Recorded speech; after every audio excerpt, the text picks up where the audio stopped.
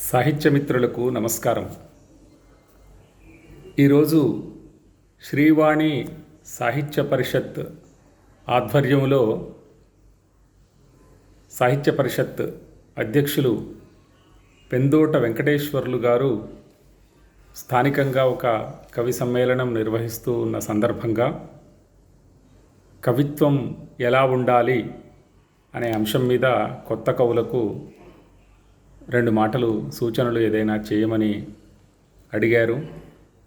ముఖ్యంగా కవయిత్రి శాంతారెడ్డి గారు కవిత్వం ఎలా ఉండాలి అని ఒక ప్రశ్నను నా మీద వదిలారు. దానికి 5 నిమిషాలకు మించకుండా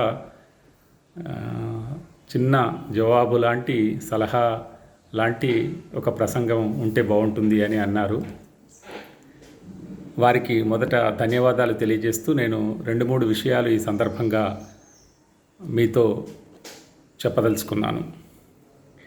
కవిత్వం ఎలా ఉండాలి అనేది చూడ్డానికి చాలా చిన్న ప్రశ్నలాగా కనపడుతోంది, కానీ ఇది చాలా పెద్ద జవాబుని కలిగి ఉండే ప్రశ్న. ఎందుకంటే అసలు కవిత్వం నిర్వచించడమే చాలా పెద్ద వ్యవహారం.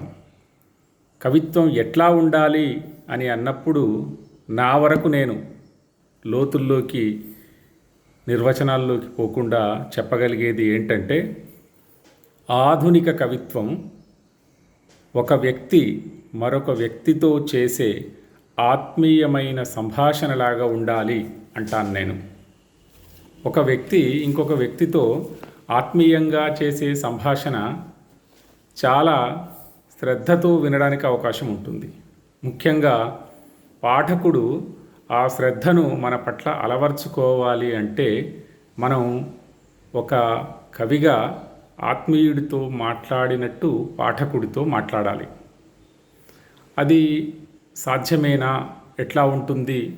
మనం ఏమైనా అట్లాంటి ఉదాహరణలు చూడవచ్చా అని నేను ఆలోచిస్తే ఇప్పుడే కాదు, ఒక 40-50 సంవత్సరాల నుండి అంత సూటి వచన కవిత్వంలో సారళ్యాన్ని, గాంభీర్యాన్ని సంతరించుకున్న కవులు చాలామంది ఉన్నారు. తిలక్ని మనం తప్పనిసరిగా పొద్దున్నే లేచి స్మరించుకోవాల్సిన గొప్ప కవిగా నేను భావిస్తాను. ఆయన ఒక కవితలో ఇట్లా చెప్తాడు. ఆ కవిత పేరేంటంటే, నువ్వు లేవు నీ పాట ఉంది. నువ్వు లేవు నీ పాట ఉంది, ఇంటి ముందు జూకామల్లె తీగల్లో అల్లుకొని, లాంతరు సన్నని వెలుతురులో పరుచుకొని, నువ్వు లేవు నీ పాట ఉంది అని ఈ కవిత కొనసాగిస్తూ ఉంటాడు. ఇందులో ఎంత ఆత్మీయ సంభాషణ ఉందో, ఎవరు ఎవరితో మాట్లాడుతున్నారో మనం ఎవరికి వాళ్ళ ఊహించుకోగలిగేంత ఒక చక్కటి కవిత. ఆయనే ఇంకొక చోట చెప్తాడు ఏంటంటే, గాజు కెరటాల వెన్నెల సముద్రాలు, జాజి పువ్వుల అత్తరు దీపాలు, మంత్రలోకపు మణిస్తంభాలు, నా కవితా చందనశాల సుందర చిత్ర విచిత్రాలు అని కూడా తిలక్ చెప్పుకున్నాడు. ఒక వ్యక్తి ఆత్మీయంగా చేసే సంభాషణలో గొప్ప ఊహకు కూడా అవకాశం ఉంటుంది. ఆ ఊహకు అవకాశం ఉన్న కవిత్వం కూడా ఆత్మీయంగానే ఉంటుంది, ఆత్మీయమైన సంభాషణలాగానే ఉంటుంది. ఇక నాకు తెలిసి ఆధునిక కవిత్వంలో 2వ ప్రధాన లక్షణం సంక్షిప్తి ఉండాలి.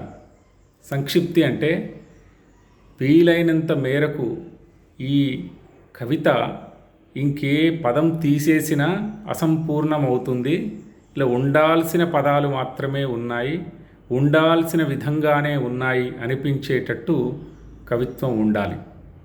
అంటే వ్యర్థ పదాల వినియోగం, అనవసరమైన వాక్యాల పోహలింపు, కావాలని కొన్ని ఇష్ట పదాలని అందులో సమకూర్చి పెట్టడం పనికిరాదు.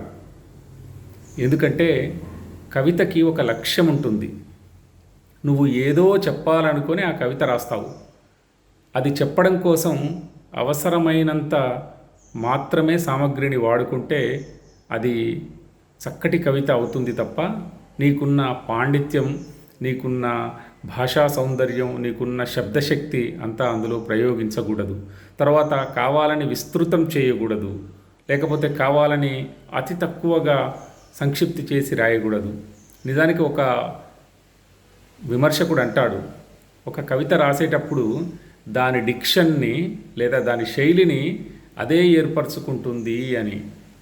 నేను ఒక ఉదాహరణ చెప్తాను. ఇది అందరికీ చాలామందికి తెలిసిన ఉదాహరణ, సంక్షిప్తికి అత్యంత పరాకాష్ట లాంటి ఉదాహరణ.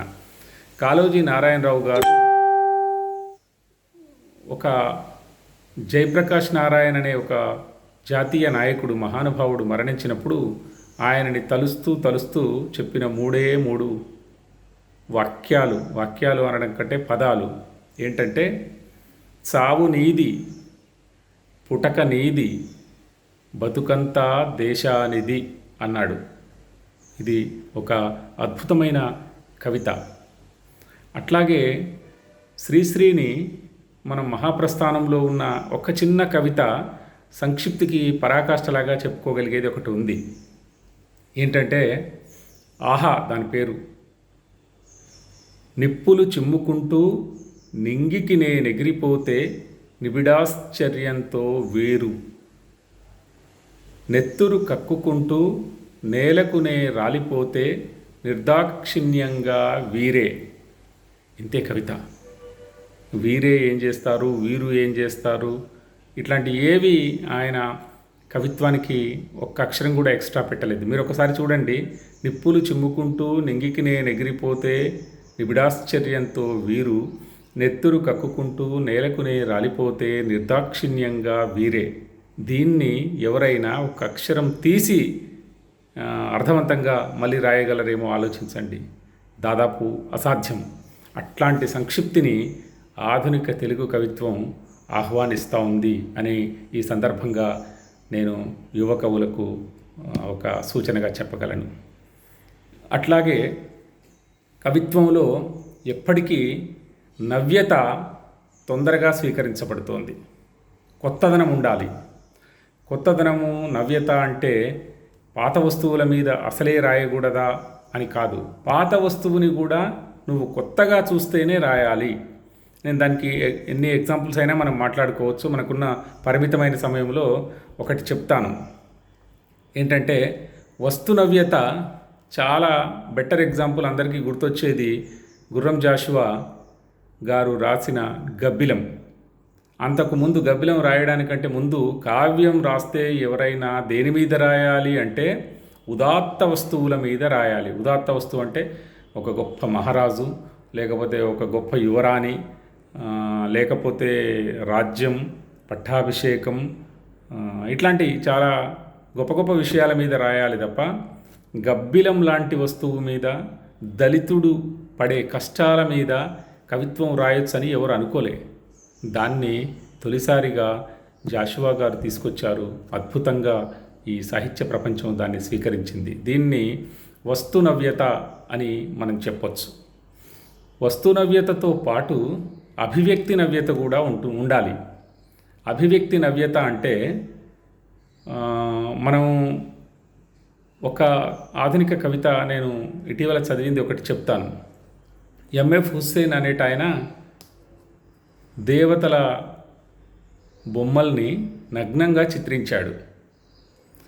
దానికి ఆయన చెప్పుకున్న కారణం, తర్వాత ఆయనని సపోర్ట్ చేసేవాళ్ళు చెప్పుకున్న కారణం ఏంటంటే స్వేచ్ఛ ఉంది, నేను అట్లా ఊహించడానికి స్వేచ్ఛ ఉంది అని.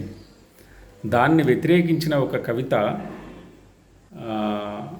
ఒక ఆధునిక కవి, కేంద్ర సాహిత్య అకాడమీ అవార్డు తీసుకున్న కవి రాశాడు. ఎంత అద్భుతంగా కొత్తదనంతో ఎత్తుకున్నాడంటే, నువ్వు మాత్రం ఏమన్నావు, స్వేచ్ఛో స్వేచ్ఛ అన్నావు, నువ్వు మాత్రం ఏమన్నావు, స్వేచ్ఛో స్వేచ్ఛ అన్నావు.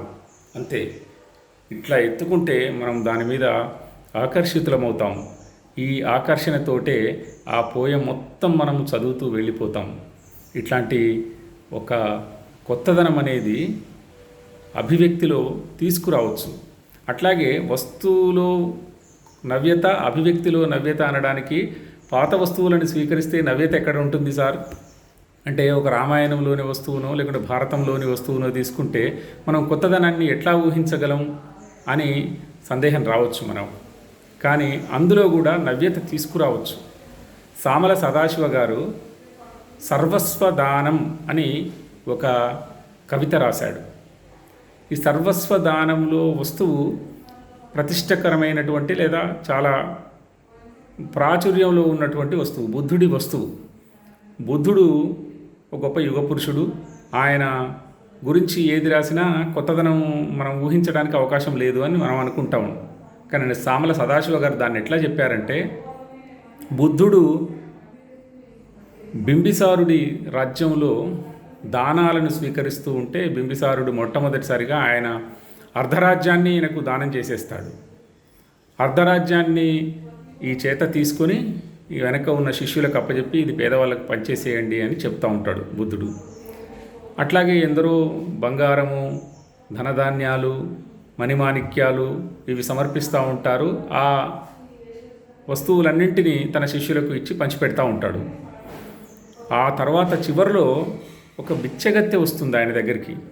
ఆ బిచ్చగత్తె కూడా అయ్యో బుద్ధుడు వచ్చాడే ఇక్కడికి, నేను కూడా బుద్ధుడికి ఏదైనా ఒకటి దానం చేయడం సరి అయింది కదా అని అనుకొని ఆమె ఏం దానం చేయాలి అని ఆలోచించి ఏమీ చేయడానికి తన దగ్గర ఉండదు. ముతక బట్టలు, మాసిపోయిన బట్టలు, చింపిరి జుట్టు, తన దగ్గర తినడానికి అప్పుడే ఎక్కడో సంపాదించిన ఒక్క అరటిపండు ఉంటే ఆ అరటిపండు కూడా సగం తిని ఉంటుంది. సగం తిన్న అరటిపండుని ఇంకా మొత్తం తినకుండా ఆపి మిగిలిన సగం అరటిపండును తీసుకెళ్ళి బుద్ధుడి చేతిలో పెడుతుంది. బుద్ధుడి చేతిలో పెడితే ఆమె బుద్ధుడి వైపు చూసి ఆగినాక బుద్ధుడు ఏమంటాడంటే, చాలా ఆత్మీయతతో లేచి ఆమె దగ్గరికి వచ్చి ఆమెని కౌగిలించుకొని చాలా ఇష్టపూర్వకంగా ఆ అరటిపండును స్వీకరించి వెనక్కి ఇస్తాడు. ఇస్తే బింబిసారుడు అది చూసి చాలా ఆశ్చర్యపోతాడు. మేము ఇంతింత పెద్ద వస్తువులని, రాజ్యాలని దానం చేస్తూ ఉంటే మమ్మల్ని చాలా మామూలుగా స్వీకరిస్తున్నారు మీరు. బిచ్చగత్తె ఇచ్చిన సగం అరటిపండుకు మీరు అంత ఆసక్తి చూపించి అంత ప్రేమగా ఆమెతో మాట్లాడుతున్నారు, ఇది ఏం న్యాయం అని అడుగుతాడు. అప్పుడు బుద్ధుడిచ్చిన జవాబు ఏంటంటే, మీరందరూ ఇచ్చింది మీకున్న దాంట్లో కొద్ది మొత్తం, పైగా మీరిచ్చింది కూడా కీర్తిని కోరుకుంటూ ఇచ్చారు. కానీ ఈ బిచ్చగత్తె తనకున్నటువంటి సర్వస్వాన్ని దానం చేసింది. ఆమెకున్నది ఈ సగం అరటిపండే. ఈ సగం అరటిపండును కూడా మనస్ఫూర్తిగా నాకు సమర్పించింది. కాబట్టి ఆమె దానాన్ని నేను సర్వస్వ దానంగా స్వీకరిస్తున్నాను అని చెప్పాడు. ఇంత అద్భుతమైన ట్విస్ట్ కవి చేశాడు గనక ఆ కవిత్వం మనకు ఈ రోజు దాకా గుర్తుంది. అట్లాంటి కొత్తదనాన్ని కవులు పాత వస్తువుల నుండి కూడా ఏరుకోవడానికి అవకాశం ఉంది అని చెప్పడానికి నేను కవిత గాథ చెప్పాను. ఇంకా మనం కవిత్వం ఎట్లా ఉండాలి అంటే దీని మీద ఒక గంట సేపు ఉపన్యాసం పెట్టించవచ్చు. అట్లాంటి అవకాశం ఉన్నప్పుడు తప్పనిసరిగా మాట్లాడుకుంటాం. కానీ ఇంకా 2-3 విషయాలు చెప్పాల్సింది ఉంది. ఏంటంటే అసలు కవిత్వం ఎట్లా వస్తుంది అనే దానికి మన భారతీయ అలంకారికులు చాలా స్పష్టంగా చెప్పిన 3 విషయాలు ఉన్నాయి. ప్రతిభ వల్ల, వ్యుత్పత్తి వల్ల, అభ్యాసం వల్ల సృజన అనేది ముందుకొస్తుంది. ఈ ప్రతిభ ఒక వ్యక్తి లోపల స్వతఃసిద్ధంగా ఎంతో కొంత ఉంటుంది. దాన్ని మనం పెంచలేము, తగ్గించను లేము. ఉన్న ప్రతిభని వాడుకోవడం ఎలా అనే దానికి మనం జోడించవలసిన ఇంకొక ముఖ్యమైన విషయం ఏంటంటే వ్యుత్పత్తి. నీకు ప్రతిభ ఎంత ఉన్నా వ్యుత్పత్తి పెంచుకోకపోతే ఆ ప్రతిభ రాణించదు. వ్యుత్పత్తి అంటే ఏంటంటే కొత్త పుస్తకాలని చదవడం, కొత్త వ్యక్తులని కలవడం, కొత్త అనుభవాలకి గురి కావడం, కొత్త ప్రాంతాలని తిరగడం లాంటి చర్యల వల్ల నీకున్నటువంటి ప్రతిభ రాణిస్తుంది, సానబట్టబడుతుంది, నీ సృజనకు ఒక గొప్ప ఊతంగా మారుతుంది. ఇది 2వది వ్యుత్పత్తి. నీకు ప్రతిభ ఉంది, నువ్వు వ్యుత్పత్తి సంపాదిస్తూ ఉన్నావు. 3వది నువ్వు చేయాల్సింది ఏంటంటే అభ్యాసం కూడా చేయాలి. అంటే నేను ఒక కవిత రాస్తాను, మళ్ళీ ఎప్పుడు ఉగాది వచ్చినప్పుడు ఇంకొక కవిత రాస్తాను అంటే నువ్వు సరిగ్గా అభ్యాసం చేస్తున్న వాడి కింద లెక్క కాదు. నువ్వు కవిత్వం రాయాలంటే దాని మీద నిరంతరం ప్రాక్టీస్ చేస్తూ ఉండాలి, నిరంతరం రాస్తూ ఉండాలి, చదువుతూ ఉండాలి, ఇతరులకు అవకాశం ఉన్న చోట వినిపిస్తూ ఉండాలి, దాంట్లో లోటుపాట్లని సవరించుకుంటూ ఉండాలి, నువ్వు ఎడిట్ చేసుకుంటూ ఉండాలి, అవసరమైతే అసలే బాగా లేని కవిత్వాన్ని తీసి పక్కన పడేస్తూ కూడా ఉండాలి. ఇది కంటిన్యూగా అభ్యాసం చేసినప్పుడు మాత్రమే సాధ్యమయ్యేటటువంటిది. ఇది కావ్య హేతువుల కింద మనం చెప్పొచ్చు. మీకందరికీ చివరగా ఒక్క మాట చెప్తాను. ఆధునిక కవులు, ఇప్పుడు రాస్తున్న కవులు చాలామంది రాస్తున్నారు కానీ చదవడం లేదు అనే ఒక విమర్శ ఉంది. అది కొంతవరకు నిజం కూడా. మీరు ఒక కవిత రాయడానికి కనీసం 100 కవితలైనా చదివి ఉండాలి కదా. మీరు ఒక పుస్తకం ప్రచురించడానికి కనీసం 100 పుస్తకాలైనా చదివి ఉండాలి కదా. అట్లా ఆలోచించవలసిందిగా మాత్రం నేను విజ్ఞప్తి చేస్తూ ఉన్నాను. పుస్తకాలు చదవడం కంటే ముందుగా కూడా ఇంకా చాలా అవకాశాలు మీకు ఉన్నాయి. ప్రాచీన కాలంలో అంటే మనకున్నాయి. ప్రాచీన కాలంలో వాళ్ళకు లేని అవకాశాలు మనకు సాహిత్యం పుంఖానుపుంఖాలుగా మన చుట్టూ తిరుగుతూ ఉంది. ప్రతి సోమవారం రోజు ప్రతి పత్రిక సాహిత్యం పేజీని ప్రచురిస్తూ ఉంది. ఆంధ్రజ్యోతి ప్రచురిస్తుంది, నమస్తే తెలంగాణ ప్రచురిస్తుంది, ఆంధ్రభూమి, నవ తెలంగాణ, మన తెలంగాణ, సూర్య, ఇంకా కొన్ని పేపర్లు నేను మర్చిపోయి ఉండొచ్చు. అన్ని పేపర్లలో సోమవారం నాడు సాహిత్యం పేజీ వస్తుంది. ఈ 5-6 పేపర్లలో కనీసం 2 సాహిత్యం పేజీలని మీరు శ్రద్ధగా ప్రతి సోమవారం చదవాలి. అట్లా చదవడం ద్వారా వర్తమాన కవుల కవిత్వాన్ని మీరు సరిగ్గా పఠించగలిగిన వాళ్ళు అవుతారు. పాతకాలపు పుస్తకాలు అవకాశం ఉన్నప్పుడల్లా చదువుతూ ఉండాలి. పాతవి కొత్తవి, పాత కవులవి కొత్త కవులవి మీరు చదువుతూ, మనం ఇప్పుడు రాస్తున్నది ఈ సాహిత్య చరిత్ర గమనంలో ఎక్కడ నిలబడుతుంది అని అప్పుడప్పుడు ఒక్కసారి వివేచనతో ఆలోచించుకోవడం కూడా అవసరం. అట్లా చేసినప్పుడు ఒక కవిగా మీరు నిలబడడానికి తప్పనిసరిగా కాలం అవకాశం ఇస్తుంది అని కోరుతూ, నాకు ఈ అవకాశం ఇచ్చినటువంటి మిత్రులు శాంతారెడ్డి గారికి, వెంకటేశ్వర్లు గారికి ధన్యవాదాలు తెలియజేస్తూ ముగిస్తున్నాను. Thank you.